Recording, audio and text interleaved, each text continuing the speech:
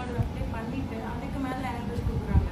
So இப்போ நீங்கள் சொன்னது எல்லாமே கம்ப்ளீட் ஆட்ரஸ். சரி, இப்போ நான் சொன்னதையும் கூகுளில் போய் ரெஃபரன்ஸ் லஞ்ச் டைமில் இருக்கீங்கல்ல, just go and check YouTube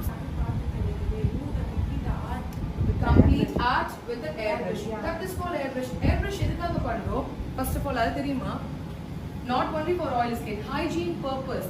சில பீப்புளுக்கு வந்து ஸ்கின் வந்து ரொம்ப சென்சிட்டிவா இருக்கும். They will say எனக்கு எந்த ப்ராடக்ட்டுமே செட் ஆகாதுன்னுவாங்க. சிலிகான் வந்து ரொம்ப safest product to use the makeup.